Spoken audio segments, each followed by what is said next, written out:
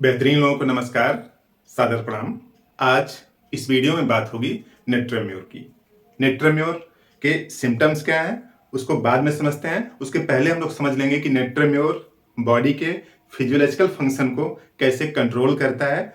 अगर physiological function abnormal हो जाते हैं तो किस तरह की बीमारियां उत्पन्न होती हैं, और लास्ट वाले सेक्शन में देख लेंगे कि इस नेट्रेम्योर का कैसे यूज किया जाए। छोटे से वीडियो में काम की बात समझते हैं, बस थोड़ा सा धैर्य रखना पड़ेगा कुछ समझने के लिए। देखिए, जो नेट्रेम्योर है, यूं समझिए कि जो आप नमक खाते हैं ना, वही है नेट्रेम्योर। उसका फार्मूला इस तरह से है NaCl।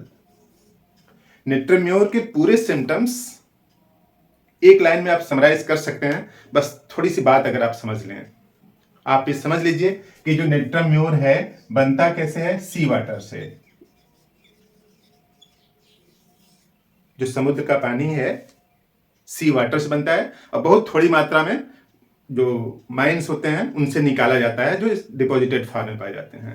तो मेजर सोर्स यही है सी वाटर। अब देखिए, जो सी वाटर है इसको क्या करते हैं, सनलाइट की उपस्थिति में ड्राइनेस करते हैं, यानी यहां पे सनलाइट है तो सनलाइट यानी सूर्य की रोशनी में जो सी वाटर है उसको सुखाया जाता है और इवापोरेट किया जाता है। यूं समझिए कि इसका पानी बाहर निकाला जाता है, H2O। अब सी वाटर में ढेर सारे केमिकल हैं, कई प्रक्रिया है, तो नमक बनाने का मेथड हम लोग नहीं देखते हैं, नेट्रेम्योर समझने की कोशिश कर रहे हैं। तो इसको सी वाटर है, इसमें से सनलाइट की उपस्थिति में इसको इवापोरेट किया जाता है। अब उसके जब इवापोरेट हो जाएगा तो यहां पे क्या बचेगा, NaCl बचेगा। और NaCl का जो नेचर है वो मॉइस्चर को एब्जॉर्ब करना है, यानी ये खुद चाहता है कि मॉइस्चर इसके पास रहे। NaCl चाहता है कि मॉइस्चर इसके पास रहे, लेकिन हम लोगों की व्यवस्था ने उसको ड्राई करवाया है, तो नेट्रेम्योर इससे दुखी रहता है। ऑलवेज एंग्री, किसी न किसी कारण से वो दुखी रहता है। दुख पर जब ही आप थोड़ी सी उसकी नब्ज दबाने की कोशिश करेंगे, वॉयलेंट हो जाएगा। इस तरह के सिम्टम्स को कंट्रोल करता है, इसलिए कि उसकी ओरिजिन में उस तरह से है। तो सनलाइट में इसको सुखा के इसका मॉइस्चर निकाल दिया गया, जबकि NaCl खुद चाहता है कि उसके पास वाटर बना रहे, और वाटर बना रहे NaCl चाहता है, लेकिन हो नहीं पाता। किसकी वजह से, सनलाइट की वजह से।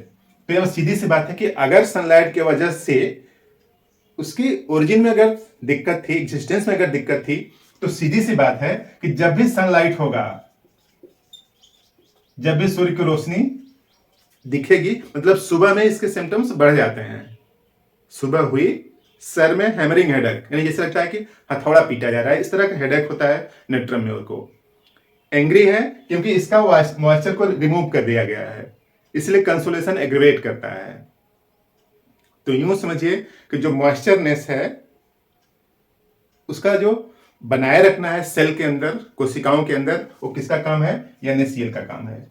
यूं समझिए कि अगर NaCl पूरी बॉडी में से बाहर निकाल दिया जाए, यानी ये ह्यूमन बॉडी है, ठीक है, इसमें से NaCl को अगर टोटल NaCl को बाहर कर दिया जाए तो इसमें जो लगभग 60% वाटर होता है ना ह्यूमन बॉडी में, पूरा इवापोरेट, पूरा बाहर निकल जाएगा।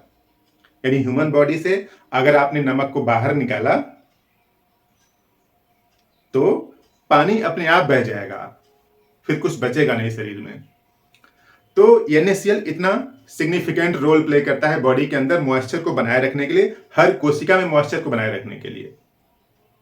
तो इस तरह से जब डायरिया एक्सेस में हो जाता है, पानी ढेर सारा लॉस हो जाता है, तो उसको करते क्या है कि नमक, पानी और थोड़ा सा ग्लूकोज, ORS सोल्यूशन बना के देते हैं, ताकि बॉडी के अंदर का मॉइस्चर बना रहे।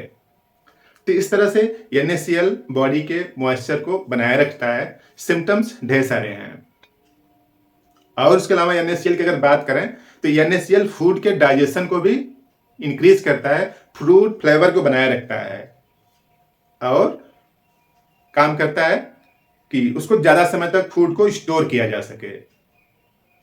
अगर दो तरह की दाल बनाते हैं, एक दाल ऐसा बनाइए जिसमें कि नमक डालिए, और एक दूसरी दाल बनाइए जिसमें नमक न डालिए। तो जिस दाल में नमक नहीं डाले रहेंगे वो दाल जल्दी खराब हो जाएगी। यानी यूं समझिए कि जो NaCl है वो फूड प्रिजर्वेटिव का भी काम करता है। फूड फ्लेवर को तो बढ़ाता ही बढ़ाता है, फूड प्रिजर्वेटिव का काम भी काम करता है, डाइजेशन में भी इंप्रूव करता है, डाइजेशन को भी बनाए रखता है। तो यूं समझिए कि NaCl बॉडी के लिए इसेंशियल कंपोनेंट है, इसलिए NaCl नमक खाने में डेली यूज किया जाता है। तो एक लाइन अगर आप याद रखे रहे हैं, इसकी दुश्मनी है किससे? सनलाइट से। सनलाइट में इसको दिक्कत होना है और NaCl मॉइस्चर को बॉडी के अंदर रिटेन करता है। तब पूरे सिम्टम्स आप आसानी से समझ सकते हैं। क्लियर कट लिखा है बुक्स में, देखिए इस तरह से, regulate the degree of moisture within cell. Cell के अंदर कितना वाटर होना चाहिए उसको मेंटेन करता है NaCl। और keep blood serum in uniform specific gravity. जो ब्लड सीरम है, यानी जो ब्लड है जो फ्लो करता है, तो उसका एक कुछ अमाउंट उसमें डिजॉल्व रहता है मटेरियल का, तो उसको बनाए रखता है, यानी फ्लूइडिटी बनाए रखता है NaCl। और टिश्यू सेल रैपिडली डिसइंटीग्रेट। अगर ये नहीं होगा NaCl तो जो सेल्स हैं वो जल्दी जल्दी नष्ट होने लगेंगी। नष्ट होने की स्पीड उनकी बढ़ जाएगी और बनने की स्पीड क्या हो जाएगी? कम हो जाएगी। देखिए clear cut, tissue cell rapidly disintegrate in absence of proper ratio of sodium potassium and NaCl। यानी हर एक कोशिकाएं धीरे धीरे नष्ट होती रहती हैं, उसके जगह पर नई कोशिकाएं बनती रहती हैं। 7 साल में ह्यूमन बॉडी नई हो जाती है। अगर NaCl नहीं है, प्रॉपर प्रोपोर्शन में नहीं है, तो होगा क्या कि किसी सेल को डैमेज होने की रेट तो बढ़ जाएगी और उसके बनने की रेट क्या रहेगी? कम रहेगी। अब आप यूं समझिए कि अगर बनने की रेट क्या हो गई? कम हो गई ना, और डैमेज होने की रेट बढ़ गई, तो बॉडी इमेसिएट कर जाती है। यानी ये जो बॉडी है ये कैसा रहेगा? लीन थिन रहेगा, इमेसिएट कर जाएगी, दुबला पतला पर्सन। सुबह इसकी दिक्कतें बढ़ जाती हैं, सनलाइट जो ही होती है तो इसको दुखदायी स्थिति स्टार्ट हो जाती है सुबह से ही। तो लीन थिन इमेसिएशन है, यानी पूरी बॉडी दुबली पतली है एकदम, जिसको बोलते हैं सिंगल चेचिस का। दुबली पतली बॉडी कंसोलेशन एग्रीवेट करता है। इस वजह से कि इसको रैपिड क्या हो रहा है? डिसइंटीग्रेशन हो रहा है, यानी बॉडी के जो सेल्स हैं उनके नष्ट होने की प्रक्रिया थोड़ी सी फास्टर है, बनने की जो प्रक्रिया थोड़ी सी स्लोअर है। प्रमोट, ये करेगा क्या? Promote the activity of tissue change and increase the excretion of urea. Cell के अंदर जो फिजियोलॉजिकल फंक्शन के अंदर जो टिश्यू चेंज होते हैं उसको प्रमोट करता है और यूरिया को, जो वेस्ट प्रोडक्ट है, उसको बाहर निकालता है। वेस्ट प्रोडक्ट बाहर निकलेंगे तो एनवायरमेंट, सेल का एनवायरमेंट ठीक रहेगा, तब ग्रोथ उसकी प्रॉपर होगी। ग्रेट इमेसिएशन, पूरी बॉडी का इमेसिएशन है और प्रमुख रूप से कहां पे? नेक पर, गर्दन वाले पोर्शन में। एक छोटा सा बच्चा दिखता है कि पूरी बॉडी इमेसिएट कर गई, दुबली पतली है। कई पेरेंट्स की शिकायत होती है ना, बोलते हैं कि खाता खूब है लेकिन शरीर में लगी नहीं रही है, शरीर पनप ही नहीं रही है। तो किसकी बात कर रहा है? नेट्रम्योर की बात कर रहा है। तो पूरी बॉडी दुबली पतली है, लेकिन खासतौर से गर्दन वाले पोर्शन देखेंगे तो वहां और दुबला पतला है। गर्दन और पतली है बॉडी के प्रोपोर्शन के हिसाब से, यानी पूरी बॉडी में इमेसिएशन, गर्दन पे कुछ ज्यादा ही। Great emaciation while eating well, खा तो अच्छा रहा है। कुछ लोगों की इमेसिएशन इस वजह से होती है कि उनके फूड में फूड सप्लीमेंट प्रॉपर नहीं होते हैं, लेकिन ये जो नेट्रम्योर वाला है ना, इसके फूड में फूड सप्लीमेंट प्रॉपर हैं। दिक्कत कहां पे है? एसिमिलेशन में है, डाइजेशन में है। Consolation aggravate, hopeless feeling about the future, hypochondriac. Consolation इसको एग्रीवेट करता है, जैसे आप कहेंगे चलिए अच्छा कोई बात नहीं, नाराज हो जाएगा, चिढ़ जाएगा एकदम, यानी सांत्वना से इसको अंदर का जो गुबार तेजी से बाहर निकल जाता है। इसलिए हो जाता है कि जानता है कि सुबह ज्यों हुई है यहां से पानी इवेपोरेट करना है, यानी एक तो उसके अंदर मॉइस्चर ऑलरेडी कम है, सनलाइट हुई मॉइस्चर और बढ़ेगा, तो ये अपना फेट भविष्य जानता है कि मॉइस्चर कम हो ही जाएगी, हो ही रही है यहां से। तो इसलिए कंसोलेशन एग्रीवेट कर जाता है और फ्यूचर के बारे में बहुत निगेटिव सोचता रहता है, सशंकित रहता है कि बाद वाला फ्यूचर कुछ बेहतर नहीं होगा। और उसका स्वास्थ्य तो खराब है ही, इमेसिएट कर गई, पूरी बॉडी दुबली पतली बॉडी हो गई, लीन थिन हो गया है, तो अब सीधी सी बात है कि हाइपोकॉन्ड्रिक होगा ही, स्वास्थ्य के बारे में सोचता ही है, तो हाइपोकॉन्ड्रिक नेचर है इसका। और hammering headache, worse in morning, सुबह ऐसा लगता है कि सर में हथौड़े चल रहे हैं। बड़ा हो चाहे छोटी बच्चियां जो स्कूल जाती हैं वहां पे भी, उनको भी हैमरिंग हेडेक, यानी सर में लगता है कि हथौड़े पीटे जा रहे हैं इस तरह से, कट कट इस तरह से। तो इस तरह के फिजियोलॉजिकल फंक्शन को कंट्रोल करता है नेट्रम्योर। बेहतरीन मेडिसिन है। कैसे यूज करेंगे वीडियो को लास्ट में देखते हैं, उसके पहले सिम्टम्स भी देखना पड़ेगा। सिम्टम्स कुछ इस तरह से हैं कि सनलाइट से एग्रीवेशन है, इसको कंसोलेशन से भी एग्रीवेशन है। और अगर इसकी जीभ देखेंगे तो जैसे मान लीजिए जीभ इस तरह से है ऐसे, तो इस वाले पोर्शन में, इस एरिया में क्या क्या रहेगा, व्हाइट रहेगा, सफेद रहेगा, जैसे कि सलाइवा है, फ्रोथ जैसे झाग जैसा रहेगा। इस एरिया में दोनों तरफ साइड में झाग जैसा रहेगा। तो ये इंडिकेशन है कि इसकी जो मोडेलिटी है कुछ न कुछ नेट्रोम्योर से मैच करती है, या फिर नेट्रोम्योर ही होगा।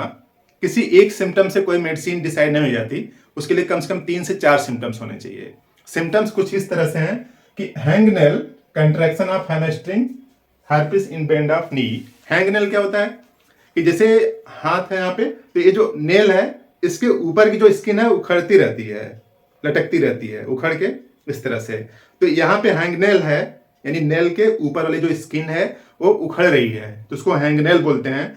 ये इंडिकेशन है कि आपको एनीमिक सिचुएशन से झेलना पड़ रहा है। और हैंगनेल ये बताता है कि उस एनीमिक सिचुएशन के लिए रेमेडी क्या होगी, नेट्रोम्योर। तो नेट्रोम्योर बेहतरीन मेडिसिन है एनीमिया के लिए भी, जब ब्लड कम हो जाए, सर्कुलेशन में हीमोग्लोबिन कम हो जाए, तो एनीमिया के लिए भी। और उसके साथ साथ हैमस्ट्रिंग मसल जो है, पीछे की घुटने के पीछे की जो मांसपेशी है उसमें टाइटनेस रहता है, रात को मसल्स टाइट हो जाती हैं। और हर्पिस बेंड ऑफ नी, यानी यहाँ पे जो नी है ये, इसके जो बेंड पीछे की तरफ है, तो इसमें छोटे छोटे ब्लिस्टर्स पाए जाते हैं हर्पिस टाइप के। तो इस तरह से सिम्टम्स। और ब्लिस्टर ऑन द कार्निया, जो आंख की जो कार्निया है उस पर ब्लिस्टर है। ब्लिस्टर इसलिए है कि नेट्रोम्योर की अगर वहां पे कमी हो जाए तो उस सेल क्या हो रही है, डिसइंटीग्रेट हो रहा है। पहले बताया गया था कि सेल डिसइंटीग्रेट होती है, तो यहाँ पे ब्लिस्टर इसीलिए बनता है कि जो कार्निया है उस पे छोटे छोटे फफोले जैसे, या यूं समझिए कि क्रैक से आ गए हैं, तो ब्लिस्टर बन गए हैं। और उसके साथ साथ अगर देखने से उसमें व्हाइट स्पॉट भी दिखता है, तो कार्निया पे ब्लिस्टर है, उसके साथ साथ व्हाइट स्पॉट है। और स्वेटिंग व्हाइल ईटिंग, खाना खाते समय उसको कुछ ज्यादा ही पसीना आता है और लोगों की तुलना में। 2-4 लोग खाना खा रहे हैं, लेकिन इस पेशेंट को कुछ ज्यादा ही पसीना आएगा, खासतौर से हेड वाले पोर्शन में। पूरे शरीर में आएगा, नेक वाले पोर्शन में भी, लेकिन हेड और नेक वाले पोर्शन में कुछ मात्रा पसीने की क्या होगी, ज्यादा होगी। और लोगों को भी पसीना आता है, लेकिन इसको कुछ ज्यादा आ रहा है। और children are slow in learning to walk, जो बच्चा है बोलना देर से सीखता है। देर से क्यों सीखता होगा, क्योंकि इसकी बॉडी इमेसिएटेड है। पहले बताया गया था ना, बॉडी इमेसिएटेड है, खासतौर से नेक वाले पोर्शन में। तो अब सीधी सी बात है कि बॉडी बोलते हैं ना, पनप ही नहीं रही है। तो अगर पनप नहीं रही है तो सीखेगा लेट में, अब अगर सीखेगा लेट में तो बोलेगा भी लेट में।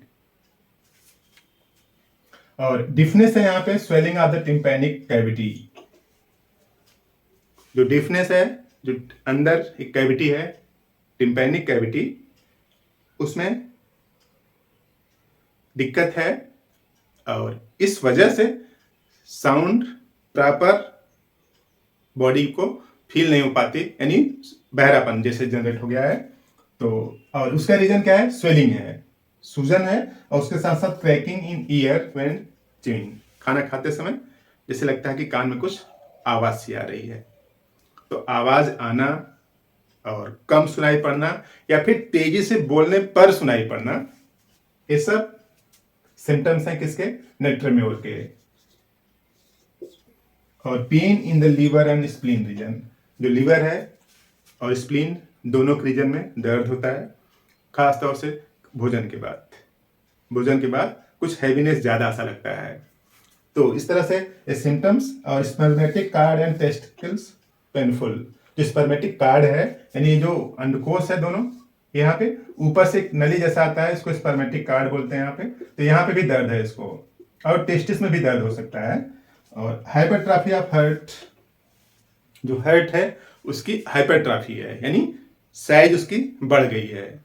जैसे लीवर की बढ़ती है, स्प्लीन की बढ़ती है, उसी तरीके से हार्ट की भी बढ़ सकती है। और इस हाइपरट्रॉफी की वजह से जो हार्ट का अपेक्स है उसमें दर्द है। तो देखिए जैसे ये हार्ट है, मान लीजिए इस तरह से हार्ट है, तो ये नीचे वाला जो पोर्शन है यहाँ पे अपेक्स है, हार्ट का अपेक्स नीचे की तरफ होता है और बेस ऊपर रहता है। तो जो अपेक्स यानी हार्ट यानी जेब के नीचे वाला पोर्शन जो है वहां पे दर्द है, पल्पिटेशन होने लगता है चलने फिरने से, कमर भी दर्द करता है, लेटने से थोड़ा आराम मिल जाता है, खासतौर से कठोर बिस्तर पर लेटने से कमर दर्द में आराम मिल जाता है। महिलाओं के सिम्टम्स की अगर बात करें तो ल्यूकोरिया पानी जैसा जाता है और या फिर ठीक रहेगा, दोनों तरह का ल्यूकोरिया है।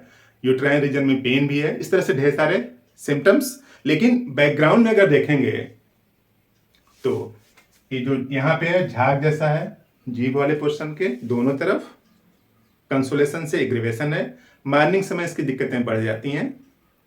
तो इस तरह से 3-4 सिम्टम्स के आधार पर नेट्रोमेयर को बेहतर तरीके से समझा जा सकता है। इस तरह से नेट्रोमेयर की कुछ बात समझ में आई, तो अब देख लेते हैं इसका कैसे यूज करेंगे। आप सिम्टम्स मिले तभी यूज करें, अन्यथा किसी डॉक्टर की सलाह लें। ये वीडियो समझने के लिए बनाया गया है, अगर 1 से 2 बार देख लेंगे तो बेहतर समझ डेवलप हो जाएगी। 15 से 20 दिनों तक अपने से दवा ले सकते हैं, लेकिन अगर उसके बाद रिस्पांस न मिले तो किसी डॉक्टर से कंसल्ट करें। और लेने का तरीका जैसे और बायोकेमिक में बताया गया सेम वही तरीका है। आप 3x से स्टार्ट करिए, 3x, फिर उसके बाद 6x, उसके बाद 12x, फिर 30x, उसके बाद 200x। इस तरह से आप पोटेंसी को बढ़ाना है। छोटी छोटी बॉटल आती हैं, 20 से 25 ग्राम की आती हैं, उसमें टेबलेट होते हैं। 4 टेबलेट डायरेक्ट जीभ पर ले सकते हैं या फिर गुनगुनी पानी में घोल के ले सकते हैं। छोटा बच्चा है तो 2 टेबलेट दें उसको। इस तरह से 3x से स्टार्ट करें, 6x, 12x प्रोसीड करते जाएं। अगर आराम नहीं मिल रहा तो किसी से कंसल्ट करें बेहतर रिस्पांस के लिए। बात कुछ समझ में आई तो आपकी जिम्मेदारी बनती है इसको शेयर करें, कुछ और लोगों की इंफॉर्मेशन बढ़े और समझ लें हम लोग कि अगर नमक कम पड़ गया या फिर ज्यादा हो गया, दोनों स्थिति में इस तरह के सिम्टम्स आएंगे। एक्सेस यूज से भी दिक्कत है, कमतर यूज से भी दिक्कत है। एक प्रॉपर प्रपोर्शन चाहिए बॉडी के फंक्शन को बेहतर तरीके से रिस्पॉन्ड करने के लिए। आप यहां तक वीडियो देख रहे हैं तो जरूर समझ में आई होगी बात। Thank you.